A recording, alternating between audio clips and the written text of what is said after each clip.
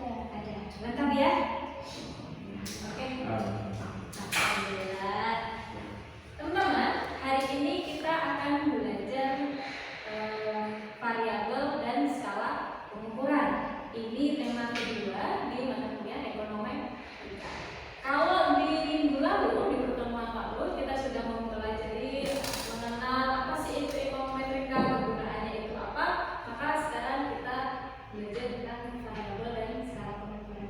Nah, teman-teman, kalau teman-teman mendengar kata variabel, kira-kira apa yang teman-teman bayangkan? Angka. Oke, ada lagi? Ada lagi, Mas?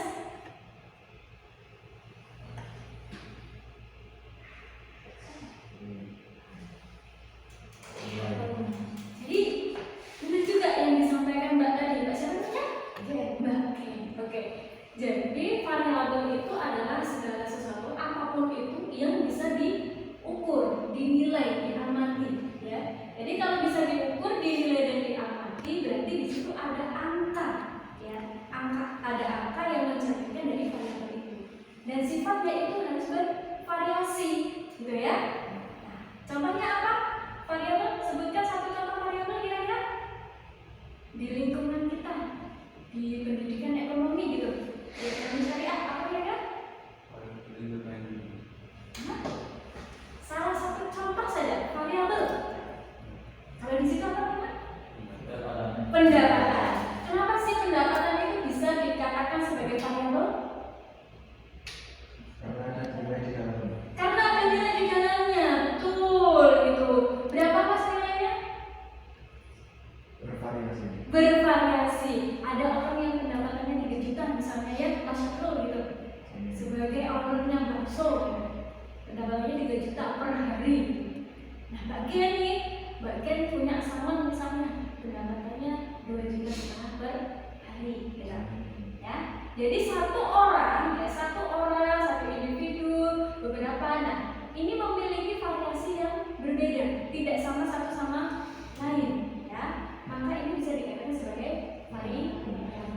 Oke. Nah, selanjutnya kita akan mengenal jenis-jenis variabel ya, teman-teman. Nah, berdasarkan klasifikasinya, variabel itu dapat dikelompokkan menjadi satu, ya, variabel yang berdasarkan sifatnya. Kedua, variabel yang berdasarkan hubungan antar variabelnya. Yang ketiga, variabel yang berdasarkan cara pengukurannya. Kita mulai dulu dari yang pertama ya. Oke, variabel berdasarkan hubungan antar variabelnya. Apa itu namanya? Satu? Variabel bebas. Oke, variabel bebas itu nama lainnya adalah variabel independen. Ya. Jadi variabel independen itu adalah variabel yang sifatnya itu mempengaruhi, ya. Itu kata kuncinya. Variabel independen adalah variabel yang mempengaruhi variabel lain. Oke. Terus yang kedua apa? Variabel terikat. Variabel terikat itu adalah variabel yang sifatnya dipengaruhi, ya. Contohnya nih, saya punya contoh di sini. Misalnya, saya ingin meneliti literasi keuangan dari mahasiswa ekonomi syariah ya terhadap minatnya menggunakan produk bank syariah. Relate banget ya dengan produk kita. Kira-kira nih dari studi kasus ini pengaruh literasi keuangan terhadap minat. Variabel apa kira-kira yang mempengaruhi? Apa? Literasi keuangan, ya. Pengaruh literasi keuangan terhadap minat. Jadi minatnya seorang mahasiswa ekonomi syariah itu menabung atau menggunakan produk di bank syariah itu karena dia punya literasi keuangannya, ya. Jadi analisanya begini teman-teman. Kalau literasi keuangannya teman-teman ini tinggi, kalian paham tentang bagaimana cara mengelola keuangan, bagaimana cara kalian menginvestasikan dana kalian yang kalian miliki, produk apa yang aman untuk bisa kalian tabung gitu ya, kalau kalian simpan di situ. Nah, ini namanya literasi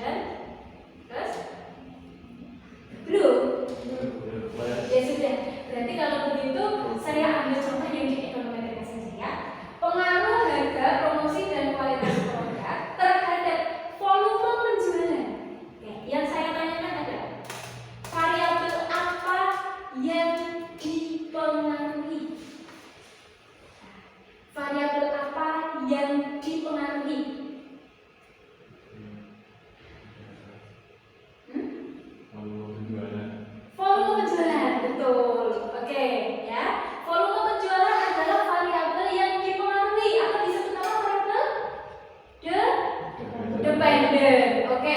Kemudian yang depan nih, pengaruh harga, promosi dan kualitas produk. Itu variabel apa yang mempengaruhi kalian?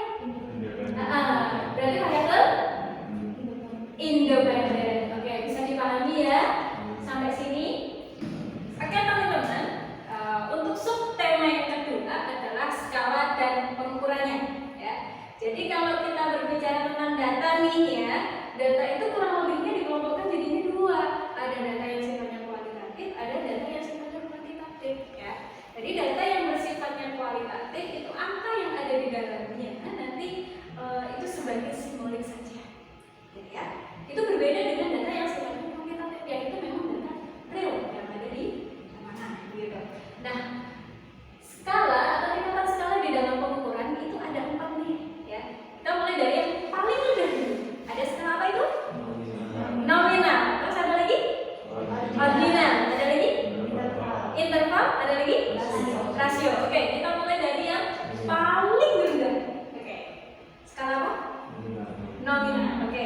Jadi skala nominal atau data yang dia bersifat nominal itu di mana angka yang ada di datanya itu adalah angka yang sifatnya kategori, hanya sebagai simbolik. Contohnya apa kira-kira?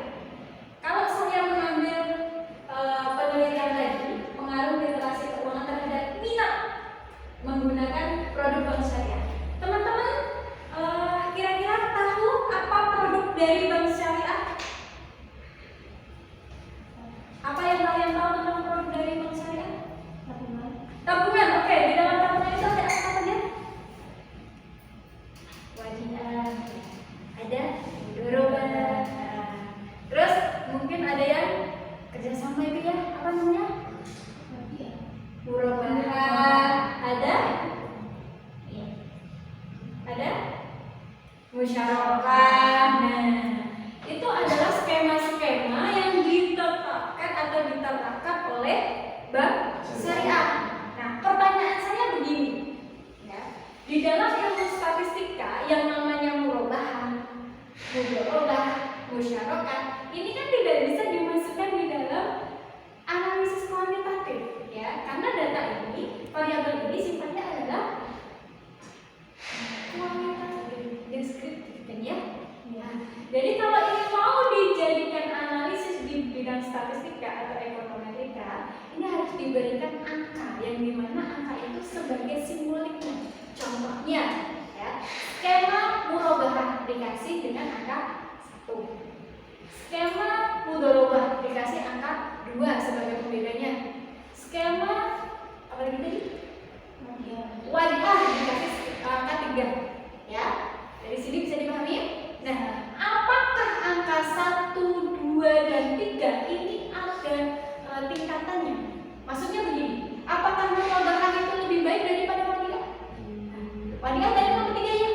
Nah, apakah wadiah itu dengan porsinya yang nomor 3 itu lebih tinggi atau lebih memiliki nilai yang ininya lebih tinggi lah tingkatannya dibandingkan dengan murabahah dan juga mudharabah?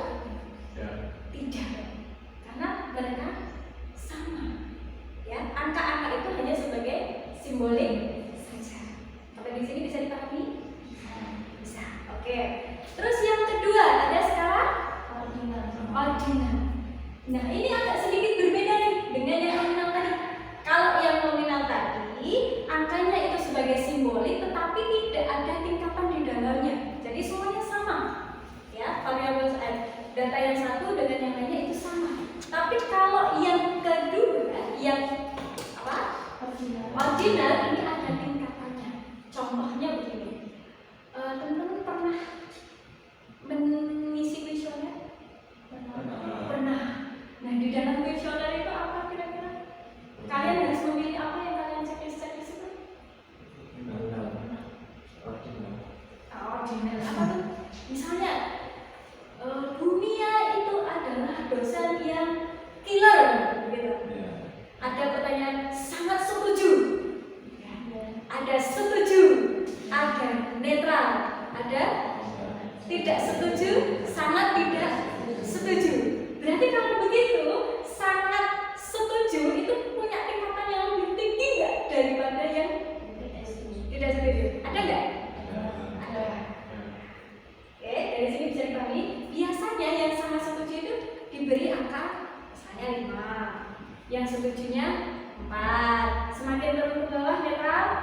Terus tidak setuju? 2. Sangat tidak setuju? 1. Ya. Jadi angka-angka ini sebenarnya hanya sebagai simbolik saja. Simbolik bahwa kalian itu sangat setuju dunia itu killer. Sangat tidak setuju kalau dunia itu killer. Itu hanya angka-angka sebagai simbolik, tapi itu memiliki tingkatan di dalamnya. Bisa dipahami? Karena materi kita hari ini sudah selesai, maka sebagai bahan diskusi bagi teman-teman, silakan bergabung dengan kelompoknya masing-masing yang sudah dibagi minggu lalu, begitu ya? Oke, silakan monggo. Baik teman-teman, sebagai bahan evaluasi untuk pertemuan kedua ini, variabel dan skala pengukuran, kita main kuis bambuze, ya. Jadi skemanya nanti teman-teman, ya ini kan sudah ada ketua kelompoknya ya. Jadi ketua kelompoknya nanti memilih salah satu kartu yang ada di layar, ya. Di dalam kartu itu nanti akan ada pertanyaan plus dengan poinnya.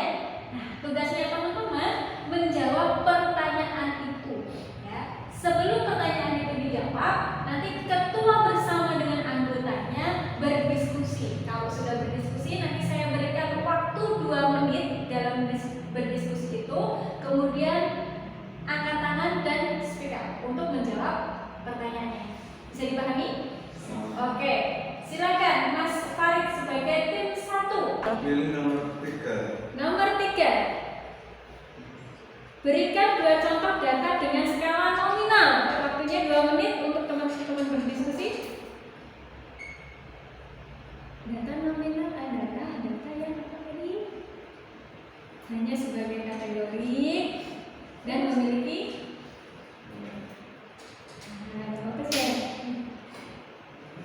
memiliki tingkatan atau tidak yang nominal? Tidak ada. Oke, yuk contohnya. Laki-laki dan perempuan. Laki-laki dan perempuan, berarti variabelnya adalah jenis kelamin. Oke, itu yang pertama. Terus yang kedua, agama. Oke, ada apa aja? Islam, Kristen. Nah, ini nanti hanya disimbolkan sebagai angkanya hanya sebagai simbolik, ya. Jadi tidak angka yang sebenarnya. Oke, terima kasih. Betul ya berarti ya teman-teman?